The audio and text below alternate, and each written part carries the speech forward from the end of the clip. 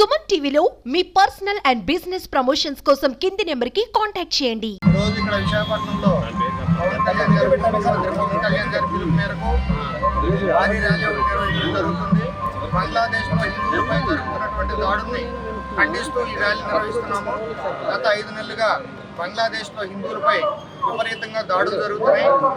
ఈ దాడులకు వ్యతిరేకంగా పోరాడుతున్నటువంటి చిన్మయి కృష్ణదాస్ గారిని అరెస్ట్ చేయడం జరిగింది.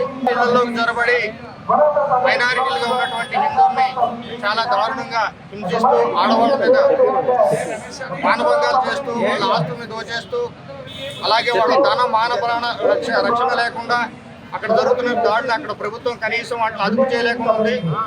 యూనిస్ ఖాన్ అనే వ్యక్తికి ప్రధానమంత్రి చేసిన తర్వాత కనీసం దాని మీద కనీసం స్పందన లేదు.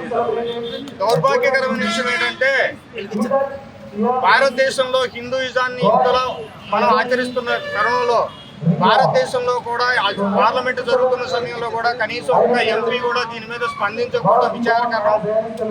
అలాగే మన బ్రిటన్లో పార్లమెంట్లో దాని గురించి ఎంపీలు అక్కడ మాట్లాడారు. నిన్నగాక జరిగినటువంటి అమెరికన్ ప్రెసిడెంట్కి ఎవరైతే గెలిచారో ట్రంప్ దాని గురించి ఉద్దేశించారు బంగ్లాదేశ్లో జరుగుతున్న దాడును ఆపాలని చెప్పేసి దాడును ఖండిస్తూ ఆయన కూడా ఒక ప్రకటన చేశారు. మన దౌర్భాగ్యకరమైన విషయం ఏంటంటే కనీసం భారత్లో దాని గురించి స్పందన కానీ దాని గురించి మాట్లాడి ఎంపీలు కానీ పార్లమెంట్లో దాని గురించి చర్చ కానీ ఇలాంటివన్నీ జరగకుండా వాటిని కట్టడి చేస్తూ పార్లమెంటును తప్పుదారి పట్టిస్తూ మన రాహుల్ గాంధీ గారు మాత్రం ఏదైనా మాట్లాడితే మతోన్మాద పార్టీ అని చెప్పేసి పార్టీల మీద ముద్రేస్తున్నారు. కానీ అదే రాహుల్ గాంధీ గారు మరి నిన్న సంబల్లో అక్కడ చిన్న ఇష్యూ జరిగితే దానికోసం అన్నా చెల్లెళ్ళు ఇద్దరు అక్కడికి వెళ్ళిపోయారు.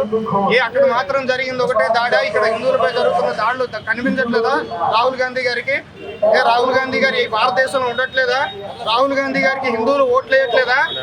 రాహుల్ గాంధీ గారికి ఇప్పుడు హిందూ జనాలు ఓట్లు వేయకుండా వాళ్ళ కాంగ్రెస్ పార్టీ 65 సంవత్సరాల పార్టీ అధికారంలో కొనసాగించారా? దాని గురించి మరి రాహుల్ గాంధీ గారు ఎందుకు కనీసం ప్రకటన చేయలేపారు? రాహుల్ గాంధీతో పాటు ఏదైతే ఇండియా కూటమి అంటూ ఉందో ఆ ఇండియా కూటమిలో ఎవరైతే ఉన్నారో అఖిలేష్ యాదవ్ వాళ్ళ సొంత రాష్ట్రమైనటువంటి అక్కడ మన అయోధ్యలో నిర్మాణం జరిగితే అయోధ్య నిర్మాణాన్ని కూల్చేస్తామని చెప్పి అన్నారు. వీటన్నిటిని హిందువులు ప్రతి ఒక్కళ్ళు జాగ్రత్తగా గమనించాలి.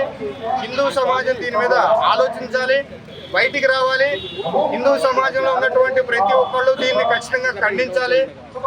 ఎంతవరకు మనం ఇంట్లో పూజ చేసుకుంటాము, భగవంతుడికి దండం పెడుతున్నాము, లేదా నా పిల్లోడికి 10th క్లాస్ పాస్ అయితే వచ్చి గుండు కొట్టించుకుంటాను, లేదంటే పొలు దండాలు పెడతానంటే కాదు. నీ ధర్మానికి కష్టం వచ్చింది, నీ ధర్మం గురించి తప్పుగా మాట్లాడుతున్నప్పుడు ఖచ్చితంగా బయటికి రావాల్సిన అవసరం ఉంది.